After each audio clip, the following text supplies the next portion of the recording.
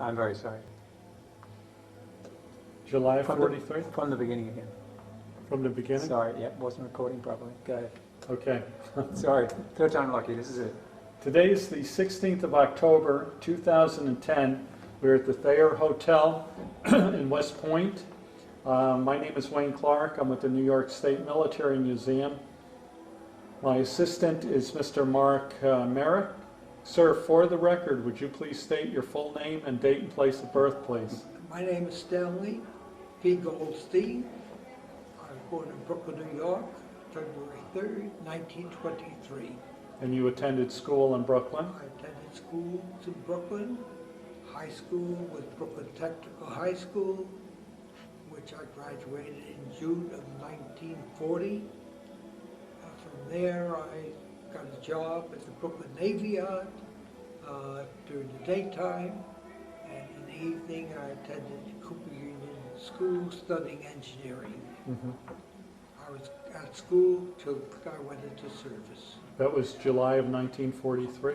No, I signed up in July of 1942, Mm-hmm. but there were more people signed up than they had room for training, and I was called into active service in June of 43. June of 43. And you went into the Army Air Force? You went to Florida for your training No. initially? You initially go in for what's called classification, and that occurred in Nashville, Tennessee. I was classified as a navigator. Although I qualified as a pilot, there was a shortage of navigators. From there, I went to Houston, to Ellington Field, and Ellington Field was pre-flight for 9 Mm-hmm. weeks, and then we went to San Marcos, Texas, where I got my first dose of actually being in an airplane off the ground. Mm-hmm. We graduated from there as second lieutenants, navigators, and from there we went to RTU, which was called Replacement Training Unit, and that was at Geiger Field. Mm-hmm. The aircraft was the B-17, and it was there that you joined the crew that you were supposed to go to combat with. Mm-hmm. And you did some additional training with that crew before you went overseas? With that crew, we did the standard training for a replacement crew. Mm-hmm. There were two kinds of operations. There was Operation Training Unit, which was for formation of new groups, and then there was RTU, which were replacement crews for existing bomb groups. Mm-hmm. And when did you go overseas? Okay, after our replacement training unit, 10 crews were picked to go to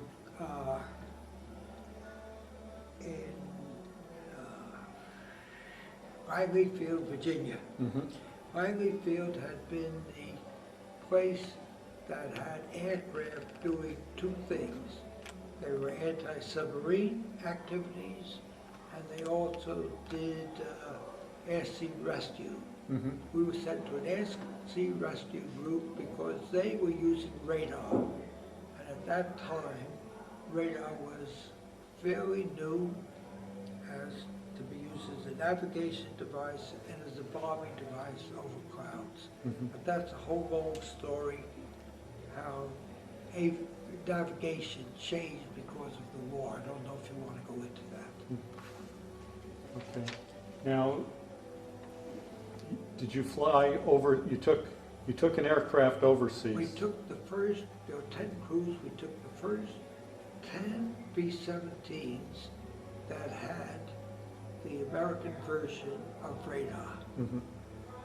And we flew the southern route, which takes you from New York down to Florida, to Jamaica, to a place in Brazil, and then borderways of Brazil, and from there you fly across to Africa, Dakar, from Dakar to Marrakesh, Marrakesh to England, and that took you about 10 days for what now is done in 6 hours. Uh-huh. Now, did you fly in a formation or did you go singular? Each plane flies single. Okay. And it's quite an interesting experience. And when you got to England, how long was it before you found out what unit you were going to? Well, I guess we were 2 days on the west coast, extreme west coast of England, and then we flew into the B-17 group, the 482nd Bomb Group, which was a very strange group. It was the only B-17 group organized in England. All the other groups had been organized in the States and flew across as a group. The reason for that was that the 482nd became the home of airborne radar, and it became then the training grounds of airborne radar. They trained the radar navigators, which were called Mickey operators or Pathfinder navigators. Now, your job over there, was it to train or did you actually go out and fly missions? I flew a tour of 30 missions, but first we went at Alconbury to radar school. When we finished radar school, they said they have a new group that they are forming that will be flying Mosquitoes, the British Mosquito aircraft. And they needed 6 people. The British had given us 6 Mosquitoes, and it sounded like fun to be in a Mosquito. And so I joined the Mosquitoes, which did not work out. We had 6 aircraft, 3 at our base, 3 at the regular photography. It was the colonel who was President Roosevelt's son who was in charge of it, Elliot Roosevelt.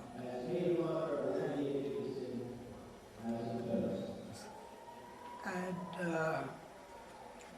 there were 3 at his base, 3 at our base. The first day of training, one of the people at the other base flew into a cable and they lost the crew. The 3rd day, a 2nd aircraft. These were American pilots who really didn't know the British system. The British system was quite different. He pulled up the landing gear when he wanted to pull up the flaps, and that took care of the 2nd aircraft. The 3rd aircraft caught on fire, and they crash landed. They got out. A good friend of mine was on that one, and they thought, oh, that's a bad idea.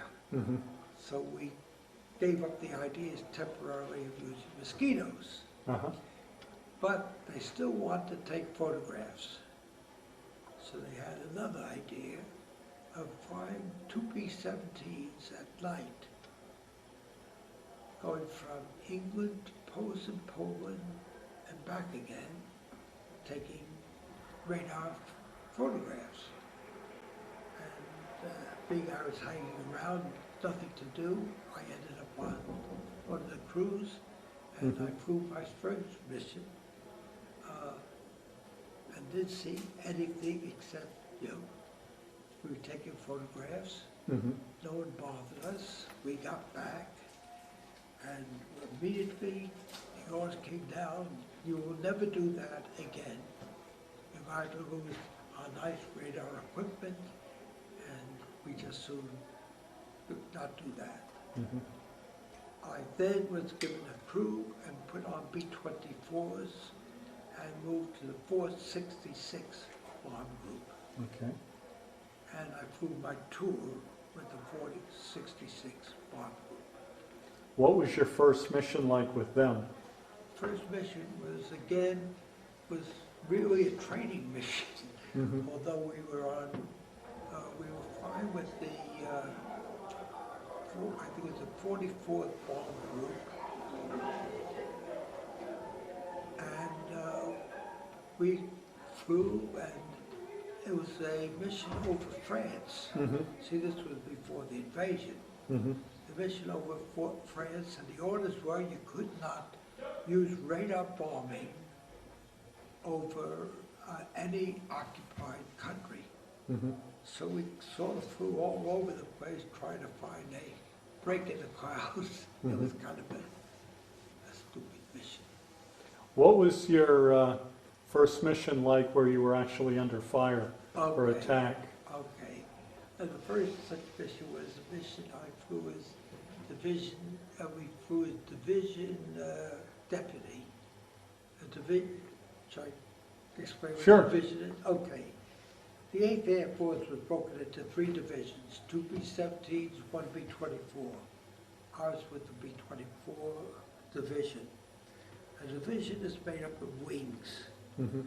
And the wings are made up of groups. And the groups are made up of squadrons. 3 squadrons, or 4, fly as a group. They have the same base. They all take off from the same place. They have the same group commander. Mm-hmm. 3 of these groups make a wing. The other groups have their own bases. In my group, there was a 458th Bomb Group, the 467th My Group, and the 467th. Mm-hmm. And these 3 groups made up a wing. Wings get together and they become a division. I don't remember, I think we had 4 wings. Usually a division in the airborne was about 300 aircraft. Mm-hmm. When we had very few radar, you might have a division lead with radar, deputy division lead with radar, and maybe a couple of radar in the wings. So my first mission was a deputy division, and we went to Munich, Germany. And there was flak, of course, but I didn't see any fighters or anything like that. Did your plane get hit with flak at all? We usually, because you, at the lead, they aim at the lead, Mm-hmm. you usually pick up a couple of flak holes, but Mm-hmm. nothing, there was nothing significant. Mm-hmm. Okay. What was your worst mission like?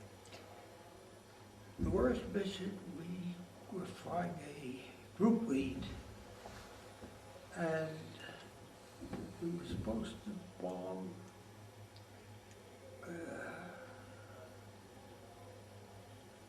I forget where, but we ended up bombing Saarbrücken. And Saarbrücken, I had been to before, and I didn't like it, but that was our target. And the wing, we were flying in wing formation, 3 groups. We Mhm. were the upper right group.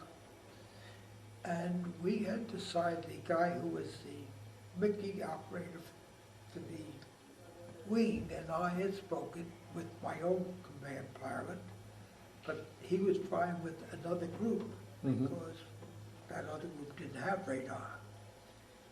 And they were the wing, and we had spoken of that if we could not go to the primary, we were going to go to Saarbrücken, we should head around and come up from the south. Okay, because we both had been there, we remembered the flak maps. Mm-hmm. Also, the 3 groups have to unpeel. By unpeeling, I mean is you're flying a lead group, a high right, low left. And what you want to do is get it so that each group could bomb by themselves, which means that you have to be in trail. That has to be, this is done at what's called a wing IP, wing initial point. Mm-hmm. And at that point, the groups go slightly different distances and line up in trailing position. And I kept calling on my command pilot to call the other command pilot. We got to form wing position, group position. And we didn't do it, and we bombed, and we didn't hit a damn thing. On the way home, we did see other planes going down from the group, the lead group. On the way home, we had to pass a 4-gun battery, and I remember jokingly saying to the crew, well, here comes the rough spot, these 4 guns. No one was worried about them at all. They hit us with all 4 guns. And 2 of our men were hit, and the pilot wanted, and our ship was pretty rough, beat up, and the pilot wanted to leave the group, let the deputy take over. And so the command pilot was calling on command. We have a command place on the radio, and he was using that to call the deputy to take over. And the deputy wasn't answering. So we told the man sitting up in the top turret to wave at them. And at that point, he told us that the deputy had blown up over the target. The guy flying right back on us had been hit and left the formation. He never got back to England. And we had 2 wounded men, one who died later. And as we say, the worst part was we hadn't hit anything. I've been in another mission where we lost 4 aircraft to fighters, but at least we had hit the target. And here we had not done anything good. And I came back and I remember all this very clearly because I just wrote my memoirs and looked up and did some research on it. And we came back, and the big operator came back to our base. He'd flown from the other base, and we had all the radar operators on our base. And he and I spoke, and both of us were furious. But then in retrospect, I thought of the fact that the command pilot, thought that it was going to open up and we'd be able to hit the target much better than through clouds. And you hate pay the rest of your life being angry at a guy who was trying to do whatever he could do. You know, we're all young kids. The command pilot was probably 26 years of age. So, but that was my worst mission. What was your last mission like? Did you know it was your last? Oh yeah, it was my 30th mission. My crew. Were you sweating it out?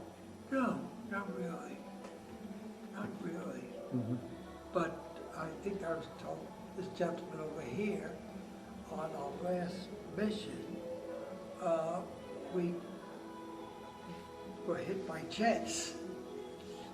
But a jet flew under our, the radar aircraft did not have turret guns underneath, ball turrets. Oh. This fellow flew as close as he could under this German jet, flew as close as he could to being under us. He evidently was out of ammunition, and no one could get at him in that position, and all of a sudden he dove away, but into a cloud, and I guess got safely back to his base. And the only other thing I did was, as we were leaving Germany, I dropped out my navigating, you have dividers. Yep. I dropped my dividers out of the bomb bay, and that was my salute. We were going to have a party for me when I got back. Instead, I overslept. I went to take a nap, overslept, and didn't get up to the next day. Yeah. And in answer your question, I guess I was tense. But usually lead crews get up very early because you go to what's called a lead crew briefing. Then you eat breakfast, and then you go to a briefing. So you get up very, very early. I never had trouble falling asleep. Mm-hmm. You know, you found out you were on a mission when you went to lunch the day before, right where the mess hall was. Mm-hmm. There was a place on the wall, and crews were alerted that the next day you were going to fly a mission. Mm-hmm. Now, how long was your average mission? They vary, again, because as the lead crew, you're the first one up, and then you spend an hour and a half circling Waiting for the rest of them. there, what's called a bunch, and you have an area, Mm-hmm. and you go around. During that period, I usually slept. We had on board lead ships 3 navigators. There was a pilot's navigator who helped the bombardier clearly pick out the target. There was a DR navigator, directing, Mm-hmm. and he was supposed to do all the calculations because you want to determine the winds and things like that. I used to do my own DR as well. And then there is the radar navigator, Mickey Man, Pathfinder navigator, whatever he's called. Okay. And I got on board ship to come home. First they send you to a place, you spend about a week. And then we got on board ship. And that night, the war was over in Europe. And Wow. we could see the lights come on, and I think it was Liverpool. And we couldn't, they wouldn't let us off the ship. And so here was we had never seen England lit up. Huh. It was lit up, and we couldn't go ashore. We came on board home again, there was a very famous navigator who really did most of the navigation design, and a fellow by the name of Weems. And the ship I was on, the captain was Commodore Weems. And I remember going up, and I think we used his Weems plotter, and you use Weems this and Weems that. So he was one of, I always wanted, and then when I came back, they sent me to pilot school, and I soloed, and they called me in, and they said, okay, if you want to continue, you have to sign up for, I think it was 2 more years. And I wanted to go back to college, Mm-hmm. So you got out. so I got out. Now, when you were overseas, it had to be pretty stressful, wasn't it? I mean, No, not knowing if you were going to come back from a mission I or. was always sure I was going to come back. That, Uh-huh. I'll tell you a sad story. There was a friend of mine who was one of this group at the beginning of the war who all of us wanted to go to the Air Corps. Mhm. And he was one. He was a very famous boys' high football player. And I met him at Geiger Field, and then I met him again later on. But at Geiger Field, we were there when the infamous raid took place at Schweinfurt. Mm-hmm. And as a matter of fact, October, we used to celebrate October, the 8th Air Force, because October 43, we had a real devastating month. And we got news of Schweinfurt, and it was really a blow. I mean, there were 60 out of 200 aircraft. And we were up at the club, and I was with this fellow, and he said, you know, Stan, we don't stand a chance. And I said, I stand a chance. He said, well, I don't. I said, you don't know that. He said, I'll bet you. And he bet he would not come back, and I bet I would. And that was the dumbest bet. It worked out just that way. But for 20-year-old kids. Things,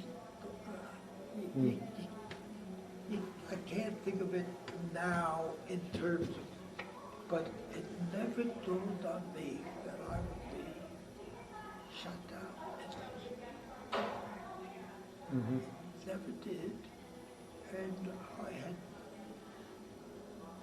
the things I brought from the war is the sadness of the friends I lost. Mhm. That I still feel. I can tell you the names. Mhm. I feel that it was a time for me to grow up. I grew up in a neighborhood that I grew up in a Polish-Russian neighborhood in Brooklyn. These were all Jewish people, like I was. Most of us were not religious, but we were Jewish. No one went anywhere. No one went to a museum. No one went to, I was a Boy Scout, so I did a lot of hiking and heat rods to shut off. Okay. Oh, no, keep going. And all of a sudden, I'm with people from all over the country, different value systems, Mhm.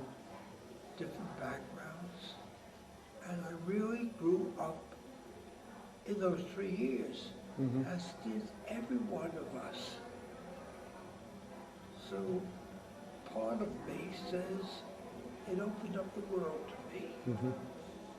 You probably wouldn't have done the traveling that you did, right? I wouldn't have gone to Oklahoma and married my wife. Uh-huh. I mean, I decided to go to Oklahoma to school. I never would have done that. Mhm. I would have gone to Brooklyn College. I never would have,